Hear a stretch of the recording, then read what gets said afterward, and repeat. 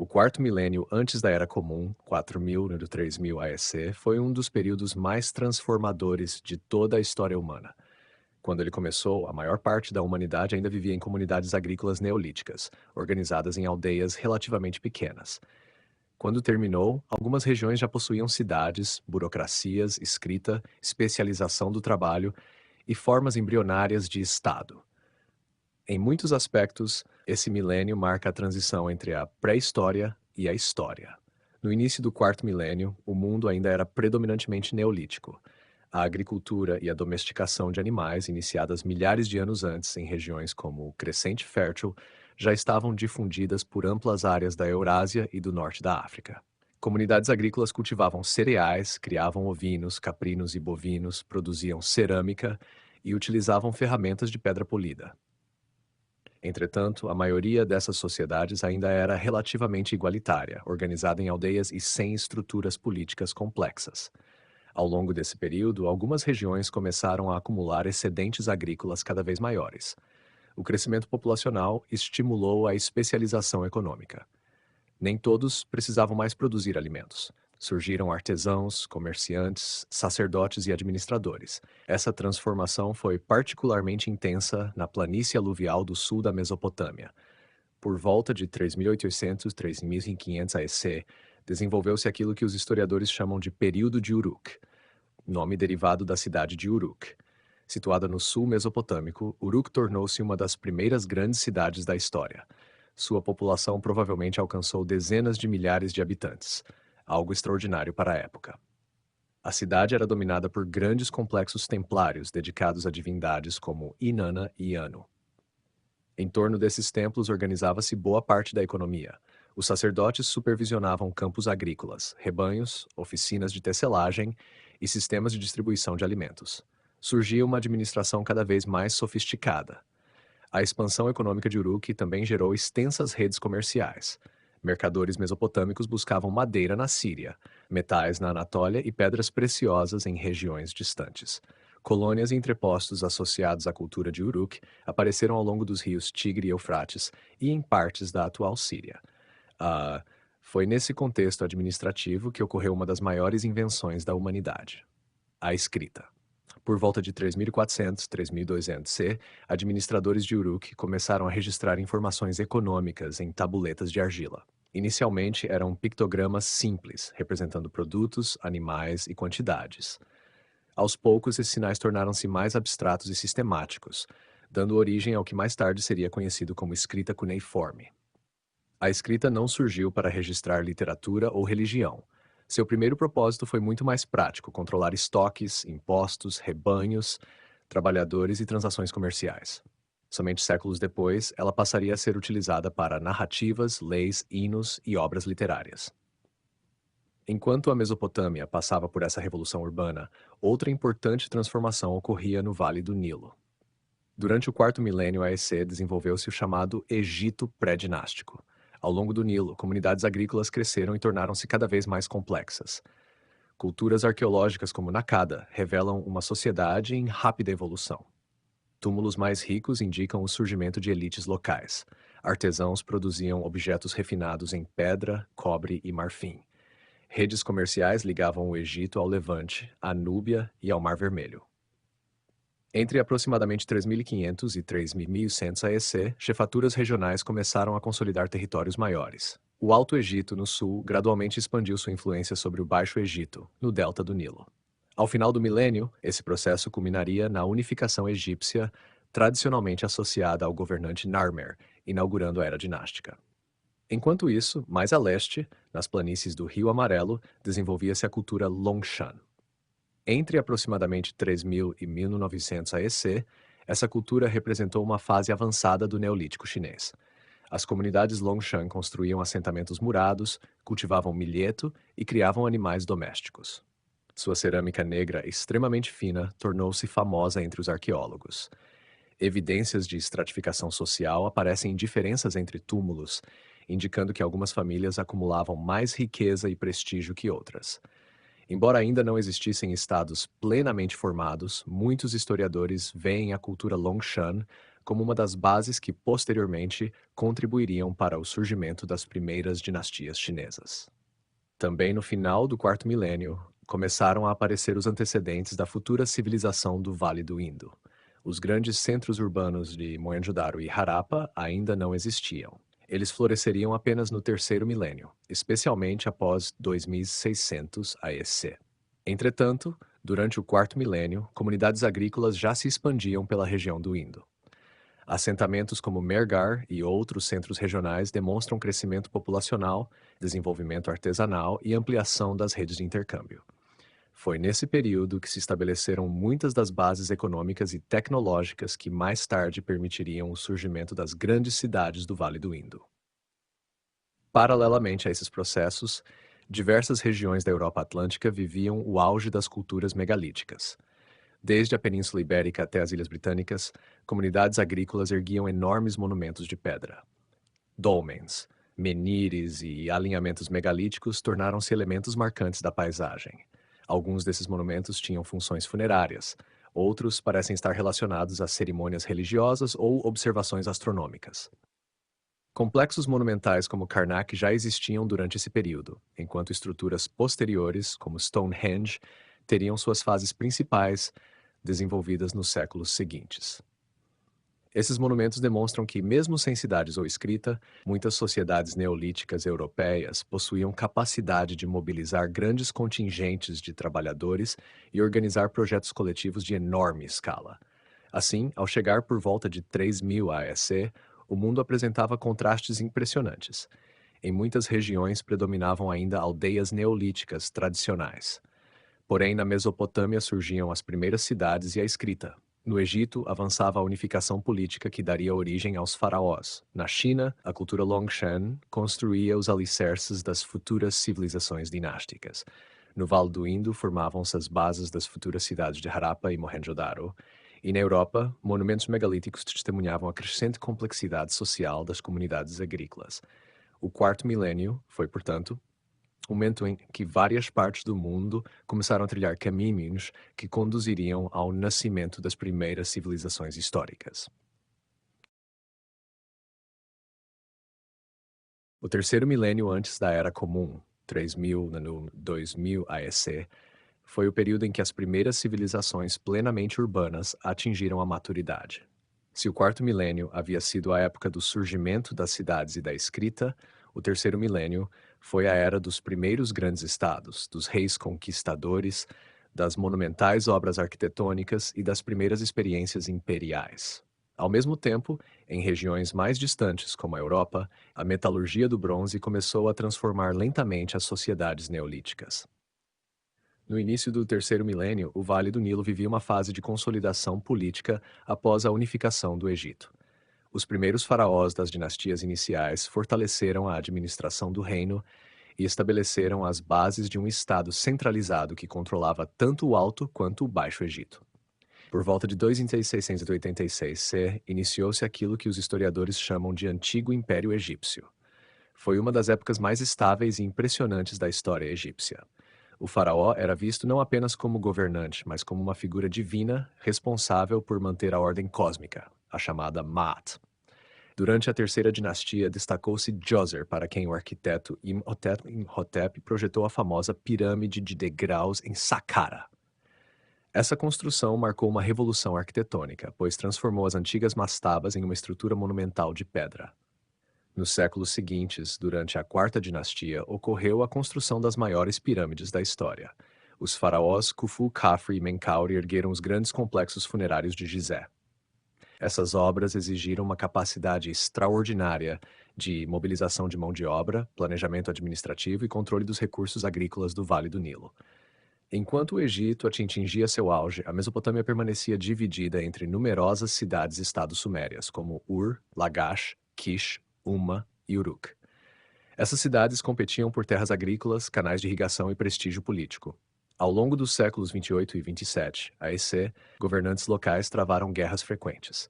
Monumentos como a Estela dos Abutres testemunham esses conflitos. Apesar da riqueza cultural e econômica da Suméria, nenhuma cidade conseguia estabelecer um domínio duradouro sobre as demais.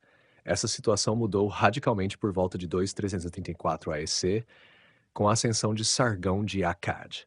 Segundo a tradição, Sargão teria começado sua carreira como servidor da corte de Kish antes de derrubar seus rivais e fundar uma nova capital, Akkad, cuja localização exata ainda permanece desconhecida para os arqueólogos.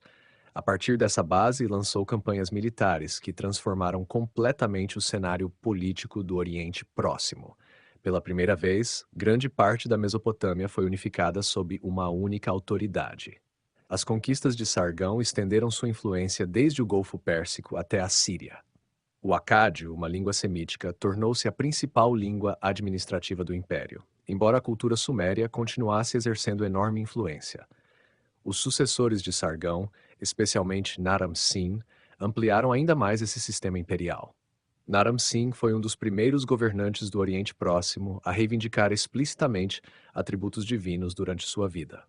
Sua famosa estela o representa dominando inimigos enquanto sobe uma montanha sob a proteção dos astros. O Império Acádio é frequentemente considerado o primeiro grande império territorial da história. Ele demonstrou que era possível governar extensas regiões por meio de governadores, burocratas, redes de comunicação e exércitos permanentes. Enquanto essas transformações ocorriam no Oriente Próximo, a Europa experimentava mudanças mais graduais.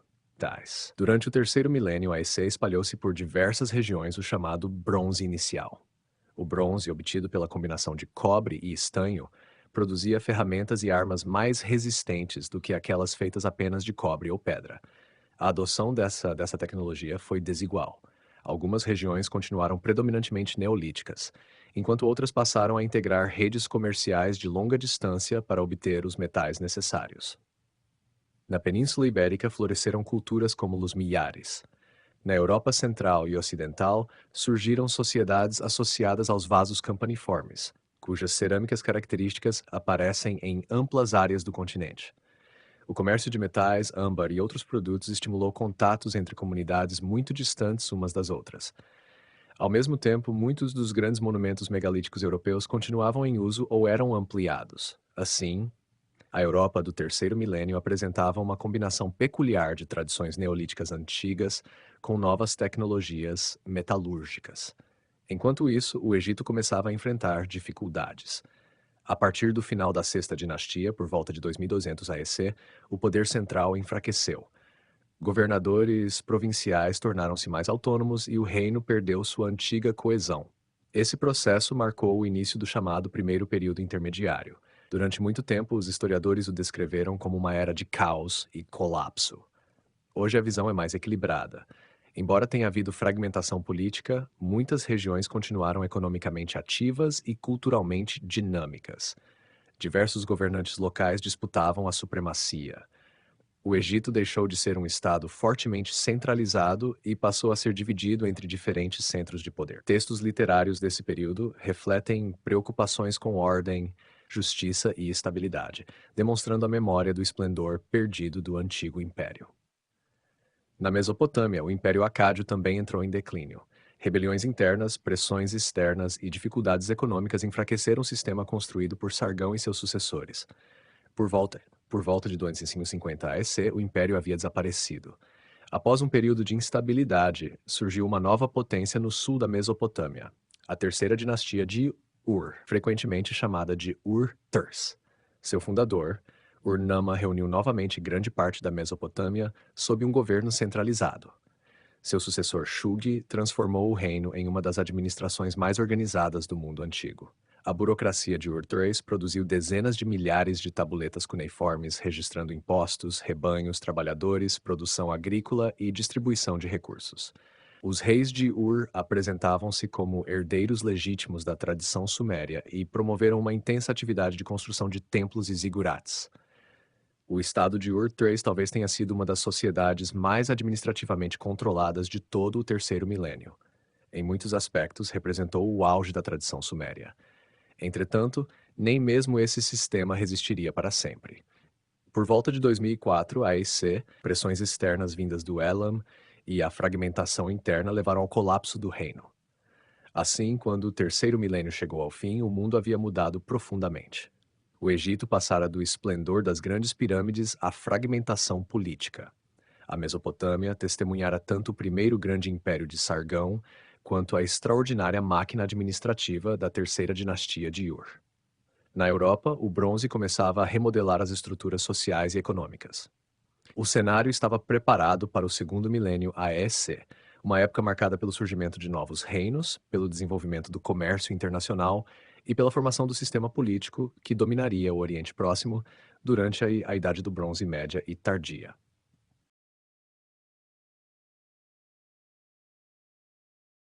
O segundo milênio antes da Era Comum, 2000 AEC, foi uma das épocas mais dinâmicas da Antiguidade. Se o terceiro milênio havia assistido ao surgimento dos primeiros grandes estados e impérios, o segundo milênio foi a era dos reinos territoriais, das redes diplomáticas internacionais, dos carros de guerra, dos grandes palácios e do florescimento de civilizações que deixariam marcas duradouras na história da Eurásia. Foi também um período de profundas transformações, encerrando-se com o colapso de vários sistemas políticos que haviam dominado o Oriente Próximo e o Mediterrâneo durante séculos. O milênio começou sob o impacto do colapso da terceira dinastia de Ur, por volta de 2004 AEC. A queda desse poderoso estado sumério deixou a Mesopotâmia fragmentada em diversos reinos regionais. Entre os mais importantes estavam Izin e Larsa. Durante os séculos 20 e 19 AEC, essas duas cidades disputaram a herança política e cultural da antiga Suméria. Os reis de Izin procuravam apresentar-se como sucessores legítimos dos monarcas de Ur-3, preservando tradições administrativas e religiosas sumérias. Entretanto, gradualmente, Larsa tornou-se mais poderosa, especialmente graças ao controle de importantes áreas agrícolas e rotas comerciais.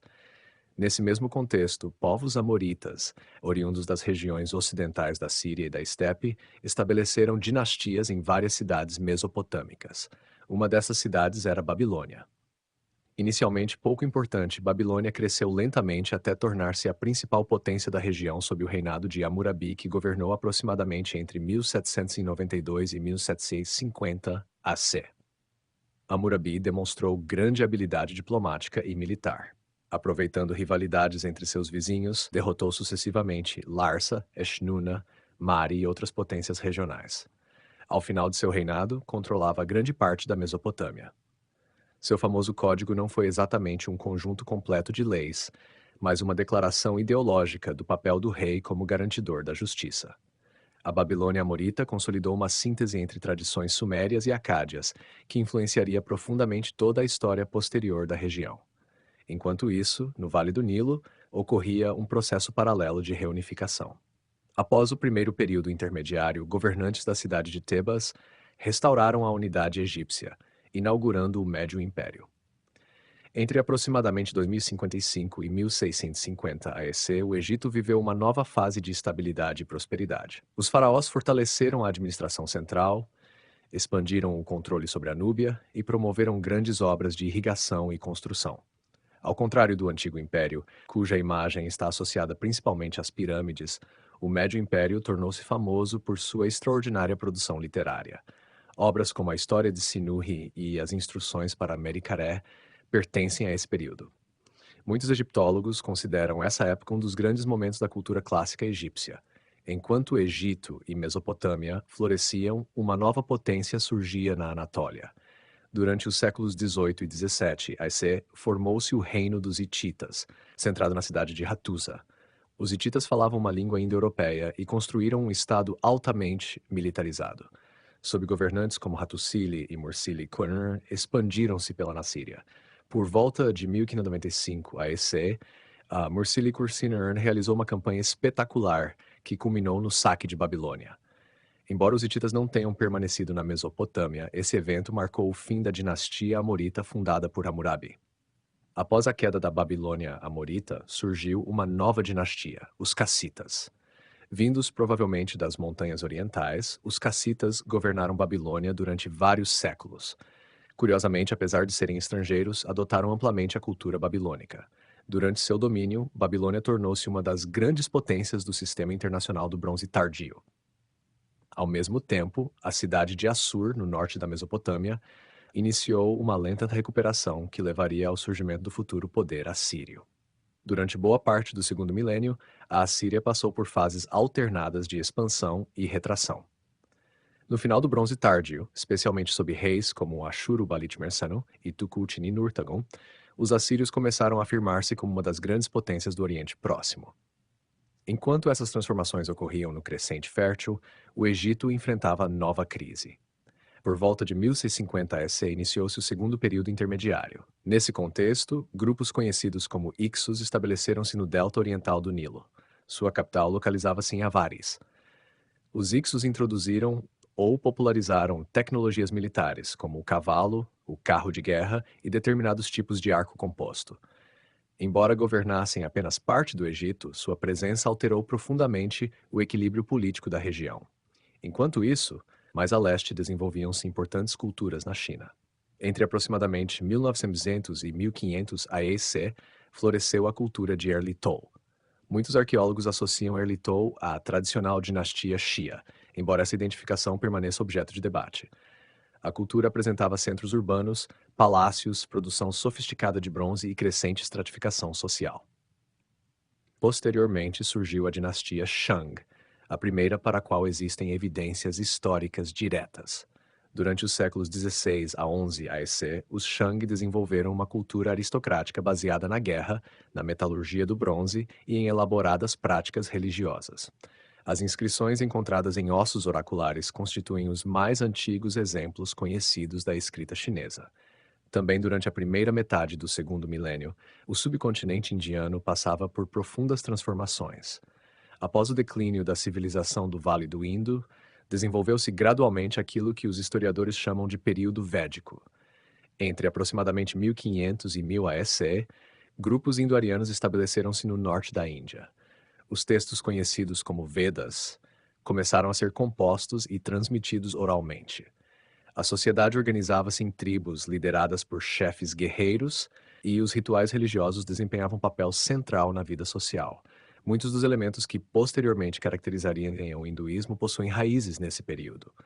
Enquanto isso, no Mediterrâneo Oriental, florescia a extraordinária civilização minoica centrada na ilha de Creta. Entre aproximadamente 2000 e 1450 EC, os minoicos construíram grandes palácios como Knossos. Sua economia dependia do comércio marítimo, e sua arte é famosa pelos afrescos vibrantes e pela ausência relativa de temas militares. Após o declínio minoico, possivelmente relacionado à erupção de Tera e a transformações políticas posteriores, a liderança passou para os micênicos da Grécia continental.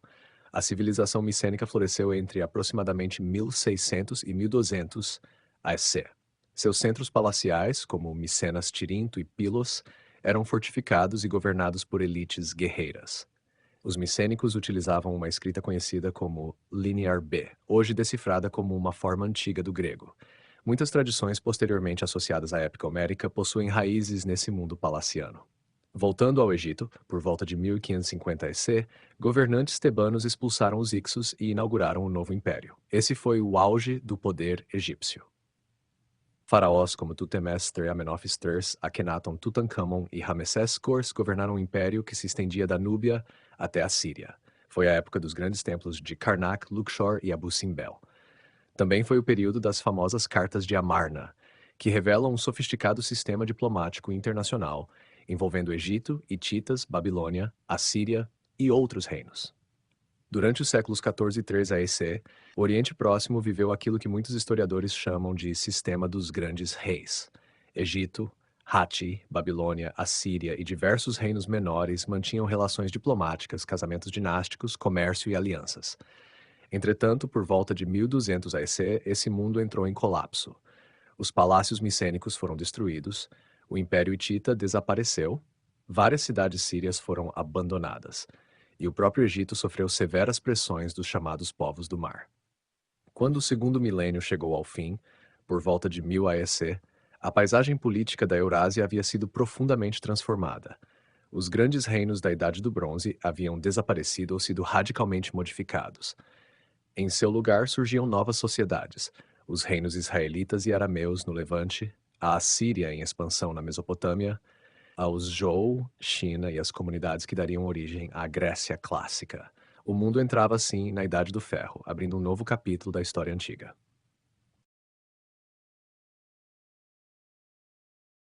Quando observamos a história humana entre aproximadamente 4000 e 1000 AEC, é comum que a atenção recaia sobre Egito, Mesopotâmia, Índia e China. Entretanto, diversas outras culturas igualmente fascinantes floresceram nesse período. Algumas desenvolveram cidades monumentais, outras criaram extensas redes comerciais, outras ainda protagonizaram grandes migrações que moldaram continentes inteiros. Se organizarmos essas culturas em ordem cronológica de surgimento, podemos enxergar uma narrativa global muito mais rica. A mais antiga entre elas é a cultura Jomon, no arquipélago japonês. A cultura Jomon surgiu muito antes do quarto milênio AEC, remontando aproximadamente a 14.000 AEC, e continuava existindo durante todo o período que estamos analisando. Ela é notável porque seus habitantes produziram cerâmica extremamente antiga sem terem desenvolvido agricultura em larga escala. Os Jomon viviam principalmente da caça, pesca e coleta. Habitavam aldeias relativamente estáveis, construíam casas semi-enterradas e exploravam intensamente os recursos marinhos. Castanhas, nozes, peixes, moluscos e cervos constituíam parte importante da alimentação. Ao contrário da imagem tradicional, segundo a qual a agricultura seria indispensável para o sedentarismo, os Jomon demonstram que comunidades complexas também podiam surgir baseadas em abundantes recursos naturais. Sua cerâmica apresenta elaboradas decorações feitas por impressão de cordas, característica que deu origem ao nome Jomon, que significa aproximadamente marcas de corda. Enquanto os Jomon prosperavam no Japão, na costa oriental da China florescia uma das mais sofisticadas culturas neolíticas do mundo, a cultura Liangzhu. Entre aproximadamente 3.300 e 2.300 AEC, a cultura Liangzhu desenvolveu-se na região do delta do Yangtze. Os arqueólogos ficaram impressionados com o grau de organização dessa sociedade. Grandes obras hidráulicas foram construídas para controlar águas e irrigar plantações de arroz. Surgiram centros urbanos cercados por muralhas e uma elite poderosa capaz de mobilizar milhares de trabalhadores. Liangzhu tornou-se especialmente famosa pelos objetos de jade. Discos chamados Bi e cilindros chamados Kong eram cuidadosamente trabalhados e provavelmente possuíam significado religioso e político. Muitos estudiosos enxergam nessa cultura algumas das primeiras manifestações de uma tradição ritual que influenciaria as civilizações chinesas posteriores. Por volta do final do quarto milênio e início do terceiro, surge uma das culturas mais influentes da história da Eurásia, os povos das estepes. A cultura Yamnaya floresceu aproximadamente entre 3.300 e 2.600 AEC nas vastas planícies ao norte do Mar Negro e do Mar Cáspio. Essas populações eram pastores altamente móveis, que utilizavam carroças puxadas por bois e exploravam extensas áreas de pastagem. Seus mortos eram enterrados sob grandes montículos funerários, chamados kurgans. Estudos arqueológicos, linguísticos e genéticos sugerem que os Yamnaya podem estar relacionados à expansão das línguas indo-europeias. A partir das estepes, diferentes grupos migraram em várias direções. Para o oeste, contribuíram para a formação das culturas da Europa Central e Setentrional. Para sul e sudeste, influenciaram populações dos Balcãs e da Anatólia. Mais tarde, movimentos relacionados a essas populações alcançariam a Ásia Central e o norte da Índia. Assim, quando falamos de gregos, romanos, celtas, germânicos, eslavos, persas e indo-arianos, é possível que todos compartilhem em alguma medida raízes muito antigas associadas a essas expansões das estepes. Enquanto isso, do outro lado do planeta, surgiu uma civilização surpreendente. Entre aproximadamente 3.000 e 1.800 AEC, floresceu a civilização de Caral no atual Peru.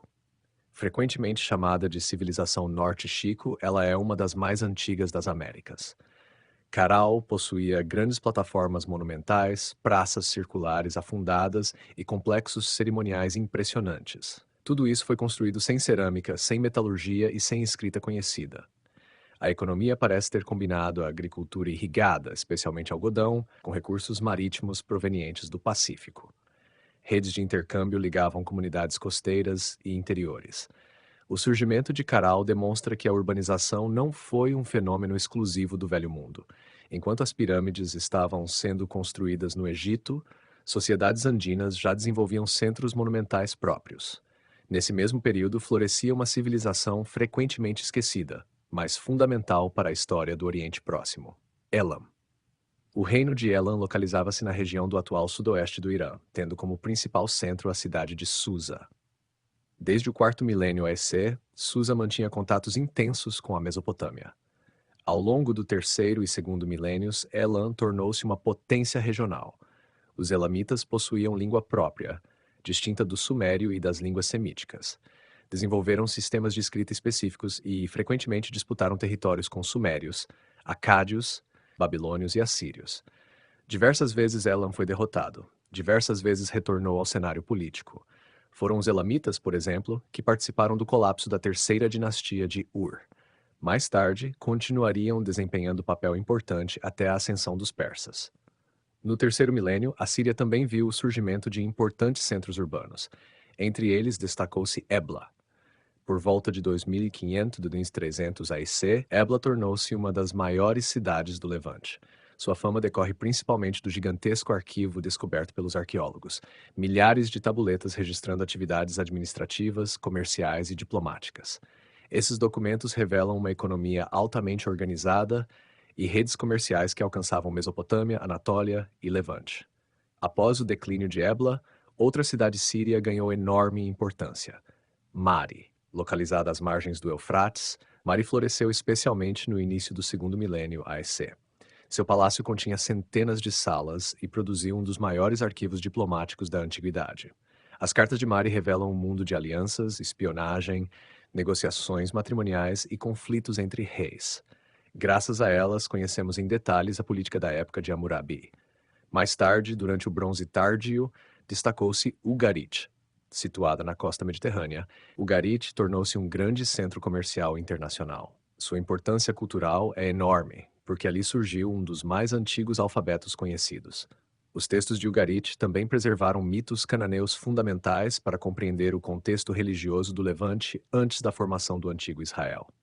Enquanto isso, ao sul do Egito, desenvolvia-se uma importante civilização africana. O reino de Kerma surgiu na Núbia aproximadamente entre 2500 e 500 AEC. Localizada ao sul da primeira catarata do Nilo, a Núbia controlava importantes rotas comerciais ligando a África tropical ao Egito. Kerma acumulou riqueza através do comércio de ouro, marfim, ébano, gado e escravizados. Sua capital possuía enormes estruturas de tijolos conhecidas como Defufa. Durante determinados períodos, Kerma foi suficientemente poderosa para desafiar militarmente o Egito. Os arqueólogos modernos reconhecem cada vez mais que a Núbia não foi apenas uma periferia egípcia, mas uma civilização africana independente e altamente desenvolvida.